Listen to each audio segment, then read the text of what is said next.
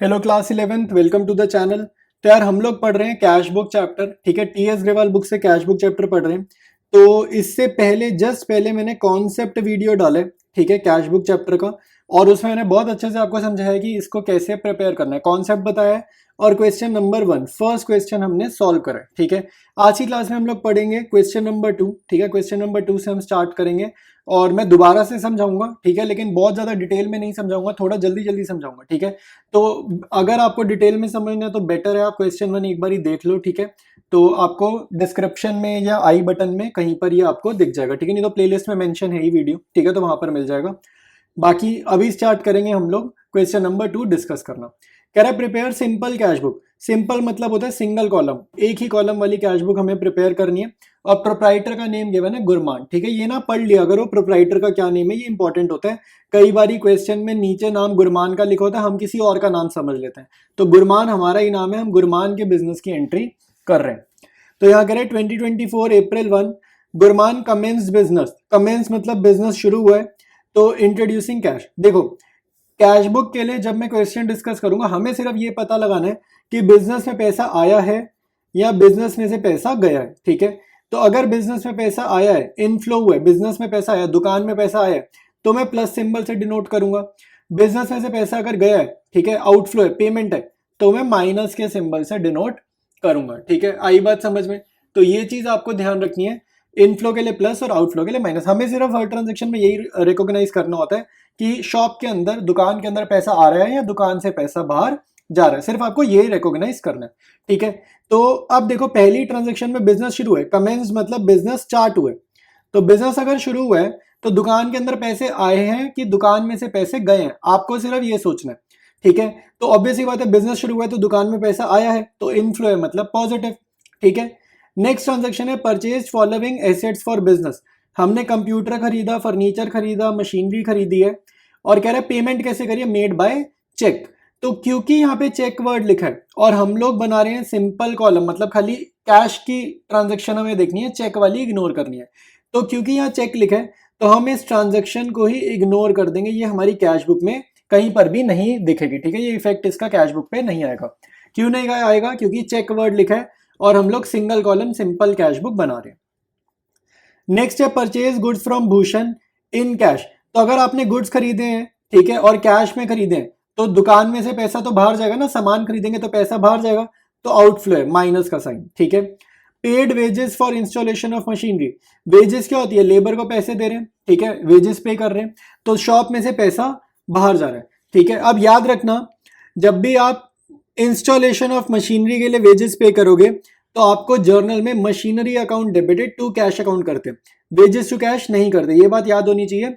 जब भी इंस्टॉलेशन मतलब नई मशीनरी पे कोई छोटा मोटा खर्चा होता है तो मशीनरी अकाउंट में ही हम उसको डालते थे, ठीक है, ये होता है, ये रूल होता है। तो ये याद होना चाहिए, नहीं पता तो मैंने अब आपको बता दिया। नेक्स्ट है कंप्यूटर रिपेयर चार्जेस। तो रिपेयर हुआ है तो खर्चा है, पैसे का आउटफ्लो है, दुकान में से पैसा बाहर जाएगा, माइनस। पेड वेजेस, पैसा बाहर जाएगा, ठीक है, वेजेस पे करेंगे, पैसा बाहर जाएगा। परचेज पोस्टेज स्टैम्प, ठीक है, तो अप्रैल 15 को भी पैसा बाहर जा रहा है, परचेज किया कुछ। पेड फॉर स्टेशनरी, ये भी खर्चा है, पैसा बाहर जा रहा है, तो minus, outflow of cash. Next है सोल्ड फॉर कैश। हमने सामान बेचे, सोल्ड मतलब गुड्स ही बेचे, मान के चलना गुड्स ही सेल करें, तो sold for cash half the goods purchase from Bhushan to Anil at a profit of 25%। देखो हमने गुड्स बेचे, ठीक है, माल बेचे। जो माल हमने पहले किससे खरीदा था, भूषण से, तो अप्रैल 6 था। आप देखो यहाँ पे भूषण का नाम लिखे, तो 40,000 का जो सामान हमने पहले खरीदा था उसमें से आधा सामान बेचा है, बोल रहे ना sold for cash half the goods. पहले जो हमने 40,000 का सामान खरीदा था भूषण से, उसका आधा सामान हमने बेचा है, ठीक है, किसको, अनिल को। तो 20,000 का सामान हमने बेचा है, ठीक है, 20,000 का सामान बेचा है, कितने प्रॉफिट पे, 25%। तो 20,000 का 25% अगर मैं ये निकालूं यहाँ पर, ठीक है, तो 20,000 का 25% का प्रॉफिट का मीनिंग हो गया कि ये हो गया हमारा, कितना हो गया, 5,000 रुपए हो गया, ठीक है। तो प्रॉफिट कितना हो गया, 20,000 के प्रोडक्ट पे 5,000 का प्रॉफिट, तो मतलब कि 25,000, ठीक है। मैंने 25,000 में बेचा, लेकिन उस पर ट्रेड डिस्काउंट दे दिया, 25,000 यहां तक पहुंचे, 25,000 रुपए तक। यहां पर पहुंचने के बाद कह रहे हैं allowed in trade discount of 5%। तो ट्रेड डिस्काउंट 25,000 पे निकालेंगे, 25,000 का 5% कितना होता है, ठीक है, तो वो भी हम यहां पर लिखते हैं। तो मैं ऊपर लिख देता हूँ 25,000 का 5% हमें निकालना है, ये हमारा ट्रेड डिस्काउंट है और ये हो जाएगा 1250 का। तो यहाँ पे 25,000 में से 1250 आप सब्ट्रैक्ट करोगे ट्रेड डिस्काउंट का, तो आपकी जो फिगर आएगी 23,750 जो है ये फिगर आएगी कैश बुक में। ठीक है, मैं एक बार फिर से समझा देता हूँ। अप्रैल 19 वाला कह रहा है sold for cash half the goods purchase from Bhushan. तो ऊपर देखोगे, ऊपर देख के पता चलेगा भूषण से 40,000 का सामान खरीदा है, जिसका आधा ही सेल करा, आधा ही सेल करा मतलब 20,000 का सेल करा। अब मैं यहाँ पर जहां पेन है वहां नजर रखो अपनी, तभी समझ आएगा। तो 20,000 का हमारा सामान हमने बेचा है। कह रहे कि कैसे बेचा, बेचेंगे तो प्रॉफिट लगाएंगे एट अ प्रॉफिट ऑफ 25%। तो 20,000 का मैंने प्रॉफिट निकाला, ये मेरा प्रॉफिट का कैलकुलेशन है। तो प्रॉफिट कितना है, 20,000 का 25% 5,000। तो 20,000 के प्रोडक्ट को 5,000 का प्रॉफिट लगाया, तो वो प्रोडक्ट कितने का हो गया, 25,000 रुपए का हो गया। लेकिन बेचते टाइम मैंने ट्रेड डिस्काउंट लगा दिया 5%। तो 25,000 का मैंने 5% कैलकुलेट करा, कितना आया 1250। तो डिस्काउंट है तो ऑब्वियसली माइनस होगा। ठीक है, तो 25,000 में से 1250 हमने माइनस करे, तो ये पैसा हमने कलेक्ट करा है माल बेचने पर, गुड्स बेचे तो 23,750 हमारे को मिले। ठीक है, तो यही अमाउंट आपकी कैश बुक में जाएगी। नेक्स्ट है, तो ये आया है पैसा तो प्लस इनफ्लो है ये। ठीक है, नेक्स्ट है payment to carpenter for repairs to personal furniture. देखो पर्सनल फर्नीचर तो दुकान में से तो पैसा बाहर गया, लेकिन पर्सनल फर्नीचर है तो ड्राइंग्स तो माइनस है तो है, लेकिन ड्राइंग्स याद रखना। Paid for medical expenses of Shrimati Gurman. ठीक है, तो गुरमान का मेडिकल एक्सपेंस, गुरमान कौन है, हमारे ओनर का नाम है, तो ओनर का खर्चा पर्सनल खर्चा ड्राइंग्स। ठीक है, ये भी minus. Paid for shop rent, तो शॉप रेंट मतलब दुकान का रेंट पे कर रहे हैं, तो ये दुकान का खर्चा है, तो पैसे का बाहर जाना हो रहा है, आउटफ्लो हो रहा है, तो नेगेटिव। ठीक है, तो प्लस माइनस हमने कर लिया, क्या आ रहा है क्या जा रहा है। ठीक है, सारी बातें हमने कर ली हैं। तो अब जरा प्रिपेयर करेंगे कैश बुक इस क्वेश्चन की। ठीक है, सोल्यूशन डिस्कस करेंगे। तो ऊपर आपको फॉर्मेट बनाना है, फॉर्मेट में ध्यान रखना भाई, इन द बुक्स ऑफ, ठीक है, फॉर्मेलिटीज बहुत सारी, in the books of Gurman cash book single column. ठीक है, डेट पर्टिकुलर्स एलएफ कैश का कॉलम ये आपकी डेबिट साइड है, डेट पर्टिकुलर्स एलएफ कैश ये 4 कॉलम्स आपकी क्रेडिट साइड है। ठीक है, तो कैश बुक समझ आ गई, फॉर्मेट समझ आ गया। अब देखो करने कैसे, करते कैसे, एंट्रीज कैसे भरेंगे। डेबिट साइड में इन 4 कॉलम में आप लिखोगे पैसे का आना, पैसे का आना मतलब इनफ्लो, यानी कि वो आइटम्स जिसके साथ मैंने क्या लगाया है प्लस का सिंबल, वो आइटम्स आपकी यहाँ जाएंगी। क्रेडिट साइड में आपकी वो आइटम्स जाएंगी जो आपका आउटफ्लो है। ठीक है, आउटफ्लो मतलब पैसे का बाहर जाना। ठीक है, तो नेगेटिव आइटम्स खर्चे जितने भी है वो सारे क्रेडिट साइड में आएंगे। ठीक है, याद रखना डेबिट साइड में टू वर्ड चलता है, कुछ भी लिखोगे तो पहले टू लगाना है। क्रेडिट साइड में कुछ भी लिखोगे तो पहले बाय वर्ड चलता है, तो पहले बाय लगाना है। इतनी सी बात आपको याद रखनी है। ठीक है, ये सारी बातें याद रखेंगे।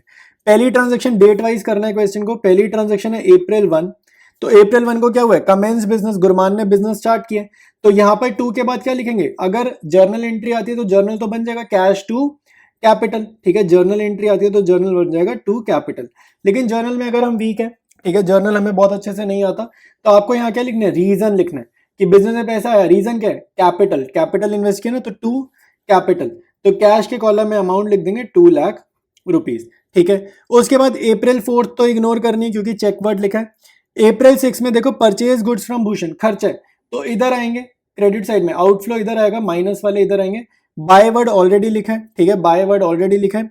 तो purchase goods from Bhushan in cash, तो अमाउंट के कॉलम में तो मैंने लिख दिया 40,000, डेट के कॉलम में मैंने लिख दिया April 6। तो यहाँ क्या आएगा भैया, रीजन आएगा, पैसे का बाहर जाने का रीजन क्या है, तो रीजन है परचेजेस, तो बाय परचेजेस अकाउंट। ठीक है, यहाँ पे रीजन आएगा, जर्नल पता है तो purchases account debited to cash account. ठीक है, जर्नल पता है तो बहुत बढ़िया।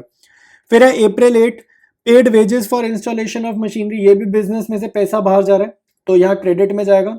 और अमाउंट के कॉलम में अमाउंट लिख देंगे 4,000 रुपीज, तो अमाउंट लिख दिया। और रीजन क्या है, वेजेस पे करना, यहाँ पे आपको रीजन लिखना है, पर्टिकुलर्स में आपको रीजन लिखना है कि क्यों पैसा बाहर जा रहा है, रीजन क्या है, वेजेस। और बाय वर्ड फिक्स है, डेबिट में टू वर्ड फिक्स है, ये 2/2 तो फिक्स होता है, ये याद रखना है आपने। आई बात समझ। नेक्स्ट देखते हैं भाई, April 8 के बाद April 12 कंप्यूटर रिपेयर चार्जेस। ठीक है, तो इसमें भी आपको बाय वर्ड लिखना है पहले, और बाय रिपेयर्स। ठीक है, बाय रिपेयर्स लिख देंगे या बाय रिपेयरिंग चार्जेस लिख देंगे, कुछ भी लिख देंगे। ठीक है, अमाउंट के कॉलम में अमाउंट लिखेंगे 1900, खर्चा है ना, खर्चे सारे क्रेडिट में। फिर है पेड वेजेस, दोबारा से पेड वेजेस आ गया, तो April 15 डेट डालेंगे, तो बाय वेजेस। ठीक है, और अमाउंट के कॉलम में अमाउंट लिख देंगे 15,000 रुपये, जितने का भी खर्चा हुआ है, ठीक है, खर्चे सारे क्रेडिट में। उसके बाद इसी अप्रैल 15 में परचेज पोस्टेज स्टैम्प, तो यहाँ लिखेंगे बाय पोस्टेज, ठीक है, पोस्टेज स्टैम्प के लिए लिखते हैं खाली बाय पोस्टेज, और अमाउंट के कॉलम में आप अमाउंट लिखोगे 150, ठीक है। उसके बाद पेड फॉर स्टेशनरी को आप लिखोगे बाय स्टेशनरी, ठीक है, तो बाय स्टेशनरी हम लिखेंगे 2700, ठीक है, 2700। डेट सब में अप्रैल 15 है, तो ये यहाँ पे मैंने अप्रैल 15 लिख लिया। इसके बाद आपको क्या करना है, अप्रैल 19 में देखो sold for cash half the goods, इसकी मैंने पूरी कहानी समझा दी भाई, पूरी कहानी इसकी मैंने क्वेश्चन डिस्कस करते टाइम समझाई है, तो अब वहां पर जाके देखो। मैं आपको सीधा ये बता रहा हूँ, सेल्स है तो सेल्स है तो बिजनेस में पैसा आएगा, सेल करने से पैसा आएगा, तो मैं डेबिट साइड पे लिखूंगा, यहाँ पे टू वर्ड फिक्स है, यहाँ पे टू वर्ड पहले आएगा ही आएगा, टू सेल्स अकाउंट, और डेट के कॉलम में डेट डाला अप्रैल 19, और अमाउंट के कॉलम में यहाँ पर मैं लिख रहा हूँ 23,750। ये अमाउंट कैसे आया भाई, 20,000 के गुड्स थे, 5,000 का प्रॉफिट लगाया, 1250 का ट्रेड डिस्काउंट उसमें से माइनस किया, तो हमारे पास फिगर क्या आएगी 23,750। उसके बाद अप्रैल 24 में कह रहा है paid payment to carpenter personal furniture वाली, तो अप्रैल 24 पर्सनल फर्नीचर का खर्चा है, तो बाय ड्राइंग्स, ठीक है, बाय ड्राइंग्स, और अमाउंट के कॉलम में अमाउंट लिखेंगे 350, ठीक है।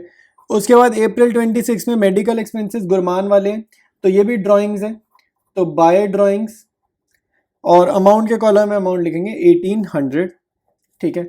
उसके बाद अप्रैल 30 पेड फॉर शॉप रेंट, ये भी खर्चा है, खर्चे सारे क्रेडिट में, तो बाय रेंट, ठीक है, खर्चे सारे क्रेडिट में आएंगे, तो बाय रेंट, और अमाउंट के कॉलम में आप अमाउंट लिखोगे 2500। आया समझ, पूरा कैश बुक बन चुका है, यही करना था, बस यही करना है, आपको सिर्फ आइडेंटिफाई करना है, खर्चे हैं तो क्रेडिट में लिखने हैं, फायदा है पैसे का इनफ्लो हो रहा है, पैसा आ रहा है दुकान के अंदर, पैसा आ रहा है तो डेबिट में लिखना है, ये डेबिट साइड होती है, ये वाली क्रेडिट साइड होती है, सिर्फ यही करना है और कुछ नहीं करना। इसके बाद आपको बैलेंसिंग करनी है, बैलेंसिंग वैसे ही करते हैं जैसे लेजर में करते थे, ठीक है, और अगर लेजर नहीं आता मैं यहाँ पे बैलेंसिंग एक बारी फिर से बता देता हूँ। आपने क्या करना है भाई, पहले आपको टोटल करना है, ठीक है, दो कॉलम से एक कॉलम ये दिख रहा है, दूसरा कॉलम ये दिख रहा है, आपको टोटल करना है बड़े वाले कॉलम का पहले, ठीक है, कौन सा कॉलम का टोटल ज्यादा आएगा। मैं आपको बता देता हूं, हमेशा सिंगल कॉलम कैश बुक में हमेशा डेबिट कॉलम, ये जो डेबिट वाला कॉलम है इसका टोटल ज्यादा आएगा और क्रेडिट कॉलम का टोटल कम आएगा। क्यों ऐसा होगा भाई, आप खुद सोचो, जितने पैसे हमारे पास हैं हम उसी पैसे में से तो खर्च करेंगे पैसों को, ठीक है, तो जितने मेरे पास है उससे ज्यादा तो मैं खर्च ही नहीं कर सकता। इसका सिंपल एग्जांपल है, आपके पास पॉकेट में अगर 100 रुपए है तो आप 100 रुपए ही खर्चोगे ना, 100 से ज्यादा थोड़ी खर्च सकते हैं, जितनी जेब में पैसे पड़े उससे ज्यादा हम नहीं खर्च कर सकते। तो हमारे पास शॉप में जितने पैसे पड़े हैं उतने ही खर्च कर सकते हैं मैक्सिमम, नहीं तो उससे कम ही करेंगे। तो बड़ी साइड का टोटल करेंगे पहले, जो कि हमारी डेबिट साइड है, तो इसका टोटल तो बहुत ईजी है, 2,23,750। बड़ी साइड का टोटल आपने हमेशा कॉपी करना है, छोटी वाली साइड, ठीक है, तो वो टोटल हमारा कितना हो जाएगा, जो ये लिखे ये कॉपी करेंगे 2,23,750। नेक्स्ट स्टेप होता है कि जो हमारे को नेक्स्ट स्टेप क्या करना है, नेक्स्ट स्टेप है यहाँ पे लिखेंगे बाय बैलेंस सीडी, तो बाय बैलेंस सीडी और इसके ब्रैकेट में नीचे लिख लेना बैलेंसिंग फिगर। और बाय बैलेंस सीडी जो भी होता है, बैलेंस सीडी, सीडी के सामने डेट आती है मंथ एंड, तो मंथ एंड की डेट क्या होती है, अप्रैल 30, अप्रैल का महीना चल रहा है, अप्रैल का आखिरी दिन क्या होता है, अप्रैल 30। इसके सामने क्या फिगर आएगी, क्या अमाउंट आएगी, वो कैसे निकालेंगे, बड़ी साइड के टोटल में से ये छोटी साइड का टोटल माइनस करेंगे, ठीक है, इस टोटल में से, इन दोनों आइटम्स के टोटल में से जितनी भी आइटम्स दिख रही हैं इन सब का टोटल माइनस करेंगे, तो हमारे पे बैलेंस आ जाएगा, ठीक है। तो बैलेंस कितना आ रहा है, 1,55,350, ठीक है। इसका मीनिंग क्या है भाई, आप इसको मीनिंग भी समझेंगे। मीनिंग है कि मेरे पास दुकान में इतना पैसा आया, 2,23,000 रुपए आए, उसमें से 40,000 मेरे खर्च हो गए गुड्स खरीदने में, परचेजेस में, वेजेस में 4,000 खर्च हो गए, रिपेयर्स में खर्चा हो गया, फिर वेजेस पे करी, फिर पोस्टेज में खर्चा, फिर स्टेशनरी में कुछ पैसे मैं घर ले गया, फिर रेंट में पे किया दुकान का, तो बचा कुचा कितना पैसा भाई, इसमें से कितना पैसा बचा, 1,55,350। तो इसी को बोलते हैं बैलेंस सीडी, मतलब मंथ के एंड में, महीने के एंड में फर्म के पास शॉप के अंदर कितना पैसा बचा है, ठीक है, ये बैलेंस है। आई बात समझ में, तो यही करना था इस क्वेश्चन में, ठीक है। तो हमारा सेकंड क्वेश्चन भी कंप्लीट है। वीडियो अच्छा लगा तो भाई अपने फ्रेंड्स के साथ चैनल को शेयर करना है, वीडियो को लाइक करना है और सब्सक्राइब जरूर कर लेना भाई, चैनल को सपोर्ट रहेगा, ठीक है। तो ये काम जरूर कर लेना। बाकी हम कंटिन्यू करेंगे टीएस ग्रेवाल बुक को, नेक्स्ट क्वेश्चन जो भी होगा वो नेक्स्ट वीडियो से हम लोग कंटिन्यू करेंगे।